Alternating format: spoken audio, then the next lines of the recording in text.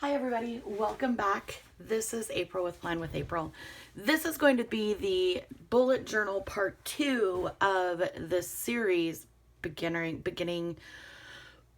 planning, planner beginners, planning for beginners. I don't know. If you're looking to find what planner, what style could be suited for you, that's what this series is.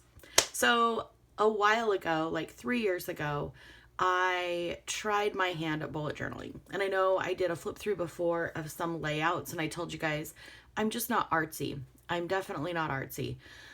But there's more to bullet journaling than just the art side of it. And I have watched hundreds of YouTube videos about setting up your bullet journal, writer Carol, getting things into your book so that it's less stressful.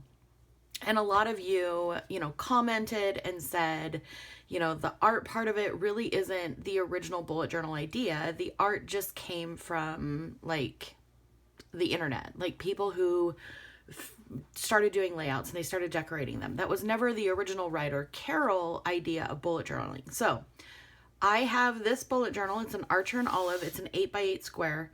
I love the color. I love the sun. This bullet journal actually is pretty special to me. When I first started it, I'll flip it open and show you. When I first started using it, I was really just getting to know like what I wanted to use it for. So originally I thought I wanted to use it for a weight tracker. Something you guys see a lot of times. I will set up my bullet journals to track either my health, my weight, and my activity, and then I never go back to it. This is just a common theme with me. So this is what this page was going to be for. It was going to be for my weight every single week in these boxes. Never happened. However, I did go ahead and make a future log. So the only additions I made to this art-wise is just colored in the headers for the week, and that was it. I didn't go back and use it, but I set it up. So this would be your future log, and you could go down here and write in the days that you had something going on, and they recommend that you only write things in that are for sure, like someone's birthday, anniversaries, and then once something has happened, to go back in and write that in so that, it's not cluttered. A bullet journal originally wasn't made to be cluttered, but I will tell you, if you use it the way writer Carol has explained it and created the systems, it's very chaotic because you're crossing things off, you're moving things to a different day. It's, what do I want to say? It's organic. I guess that's the word. It's not cluttered. It's organic. So if you enjoy the organics of planning, then give writer Carol's bullet journaling a try. And you can add some pops of decoration in here. You're going to see it. So setting up the month of October, I did try to decorate. I did a couple pieces of washi tape here. I did here so that I could see it on the side really easily. Colored in the date dots with a marker, wrote in, my headers, cut some washi tape here just so it tied in.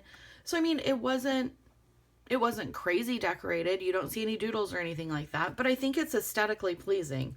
I was able to use some of my stickers that I had on hand.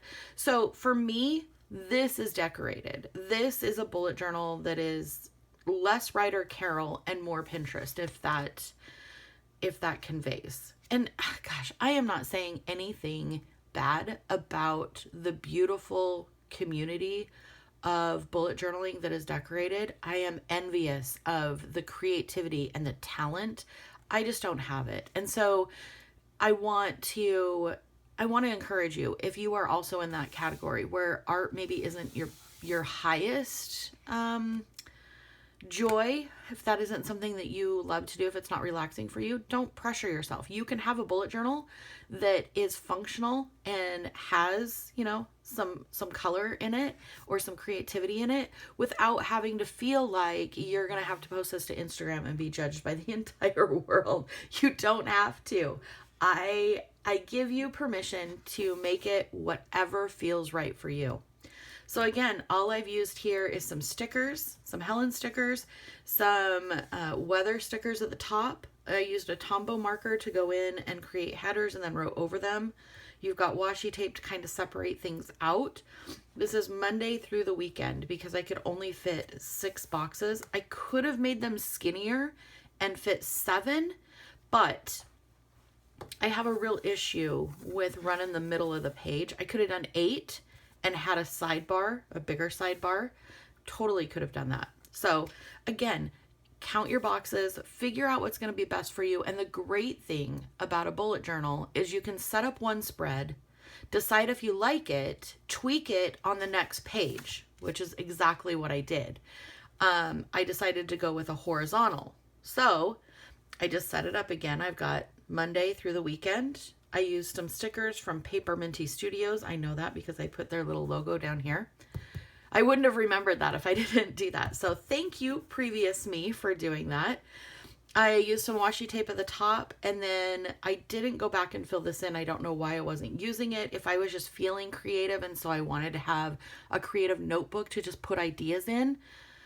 Originally, when I pulled this notebook off the shelf, it was all taped together. All the pages were taped together. Like, I didn't ever want to go back and look at them because I felt like they weren't success. So a lot of times in my previous videos, I'll tell you guys, don't glue your pages together. Don't tape your pages together. One of these days, you'll want to look back and see your growth. And it's true. I took all the tape off this morning and I was like, I tell my followers not to do this. I tell all my friends not to do this. And here I am doing this. So I'm not going to tape this book back up, I promise. I will leave it as is, just as it is now, so that when I want to, I can go back and, enjoy my progress, enjoy what I'm doing. So here we have a monthly setup. I'm going to assume I didn't put the date. I don't know what month this is, but it looks like I was going to try a habit tracker on the side here. My dates are all written in. It looks like I started double lining the date boxes and then I didn't. I don't know why, because I like the look of that. It's really pretty. Very functional. Very, very functional. The only thing on here that I would consider decorative is this piece of washi tape at the bottom. That's it. Everything else is done with pen, and I think it's beautiful.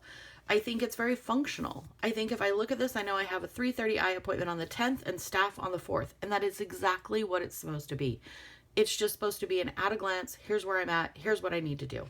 So it's perfect. Here is where we get into a little more decorative. I got some more stickers. I got some washi tape out. Really, this just flows with where I'm at now in planning. So this is my growth. I wanted to have a theme, and so I picked out a bunch of stickers. Do you have to draw? No, you don't. You don't have to draw at all. If you want to put stickers in your bullet journal and then do your dates and just play around with layouts, let's hypothetically say you are brand new to planning, like brand new, and you are watching YouTube channels and you are watching videos and you come across this one and you're like, oh, okay, I've got a whole series to watch on different types of planning, right? Let's say you enjoy part of whatever layout this is. And then you say, ooh, but I really like this. The great thing about bullet journaling is you start off with this. This is your start. There's nothing pre-programmed other than these tiny gray dots. That is it. So if you want to take portions and you want to try that portion and see if it works for you, you can totally do that. You can totally do that. And then you can experiment along the way. The catch with that is you're going to have to draw everything in. So allow yourself, 15, 20 minutes each day in the morning with your cup of coffee to sit down and draw out your layout. It doesn't take that long. It doesn't have to be perfect. Again, you're trying to find what planning style works for you. And if you think, this would work for you, definitely try it. All you're doing is using pen and paper and some stickers. Like you're finding how you want to plan. If you want to try horizontal. Break this up. You could easily draw, separation lines here. You could draw separating lines here, and then decide in this column here, I am going to do only things that I have to get done today. So my top 2 or 3 things that I know I have to get done. Same here, here, here. And then maybe like me on the weekends, you find yourself, wanting to do a bunch of cleaning or cooking or meal prepping.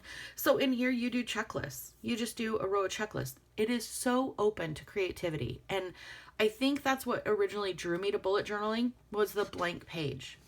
The easiest way I found to do like this layout is just do your page like this. And I had originally done this because I wanted to try, oh, what is this called? You guys, it's called something. The Alistair method. So all of my pages, they fold so that I can always see what tasks I need to do for the week. And this was really, really helpful for me. This has nothing to do with decorating at all. This is completely functional. So my weeks are Monday, Tuesday, Wednesday, Thursday, flip over Friday so that I can still see my task list over here, right? Or if I'm on Thursday, I can pop that underneath so I can still see what tasks I need to do. And then you got your Monday through Sunday. I always do Monday through Sunday. And then you mark in what days you did those tasks or the days you wanted to do those tasks.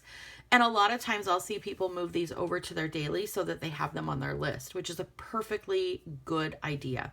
I like just being able to see it. You can see the ones that are crossed off were the ones that I did. You can see the ones that are forwarded are ones that I forwarded, and then ones that I crossed off, I just canceled it, right? So here, up top here is my key of what it is, and then down here is my list of things that I wanted to get done for the week. As you can see, I did get some of them done, and some of them not done. Frickin' time change. That must have been... I do not like daylight savings or, yeah, I'm not a fan. Just let us be in the dark. We have lights. All right. Anyway, again, I love this theme. I think it's really cute. It's just stickers. And I still feel like, you know, it's creative, but yet functional at the same time.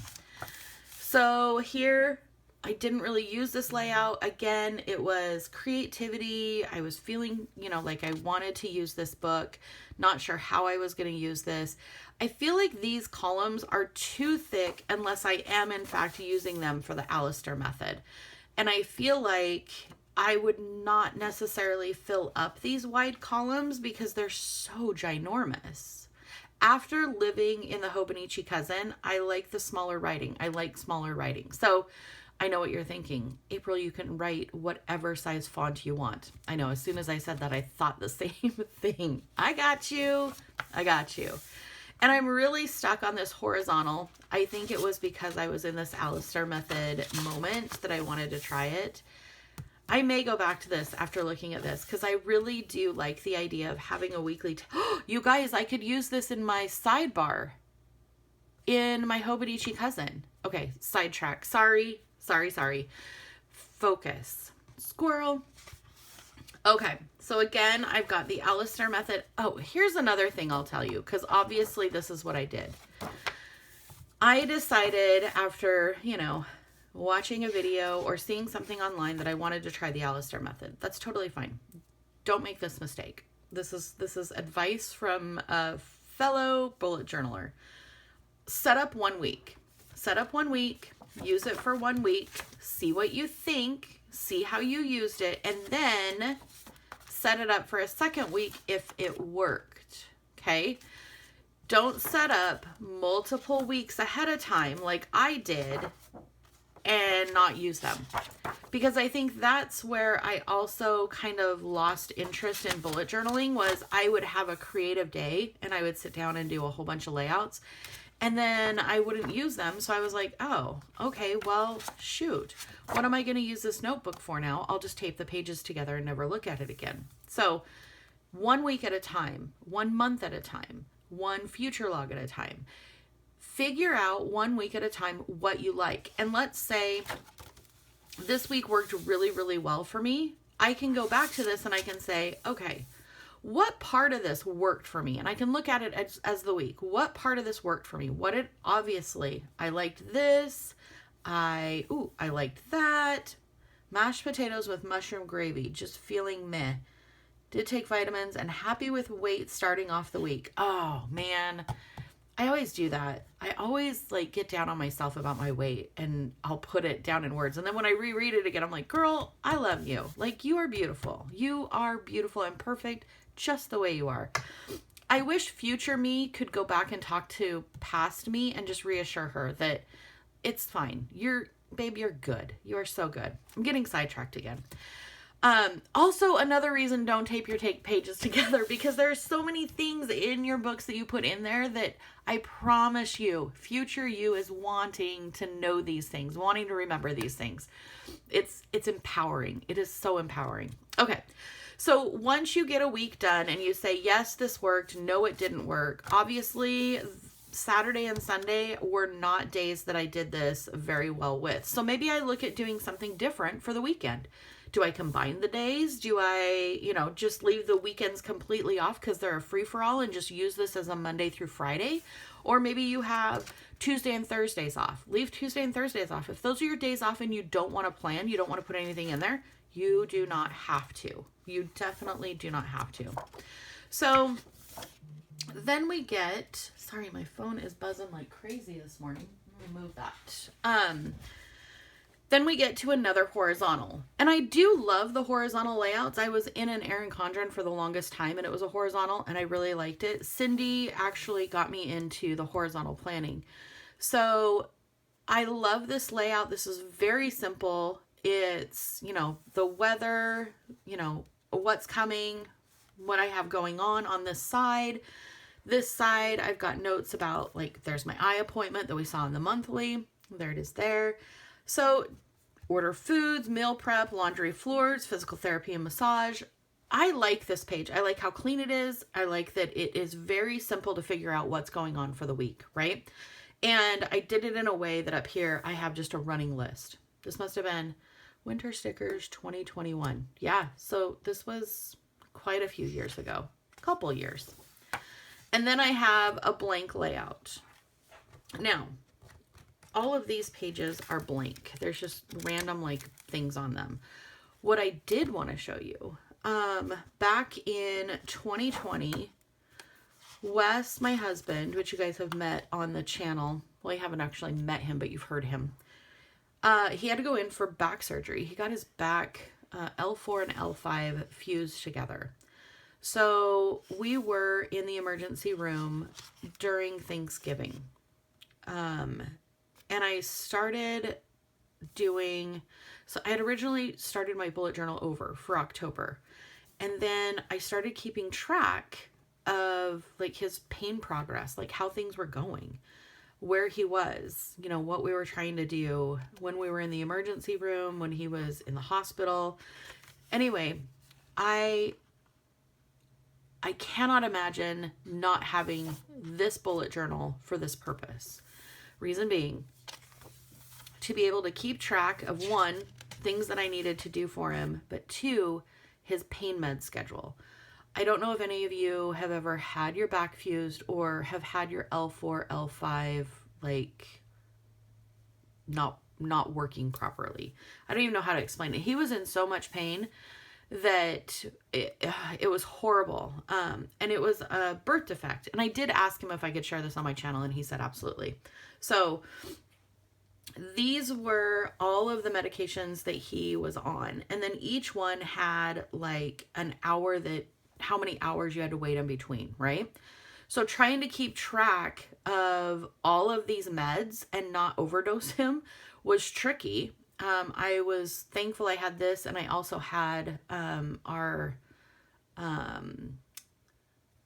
Alexa. I have to say it quietly, and I don't want to activate yours either. Call her Allegra when we're not wanting to talk to her. I'm thankful that we had her, because in the middle of the night, I could say, set a reminder in 2 hours for, and she's like, what's a reminder for? And I'd be like, 20 milligrams of prednisone. And so then an alarm would go off, a reminder, and it was, the dead of the night. We weren't sleeping because it was chaos. It was pure chaos. So anyway, I had set this up thinking that it was going to work. So it was a 24-hour clock here, and I would just put in when he had it. Well, it worked a little bit, but I needed something that was like a bigger picture. So I created this layout, which is very similar to this, but I drew in the lines.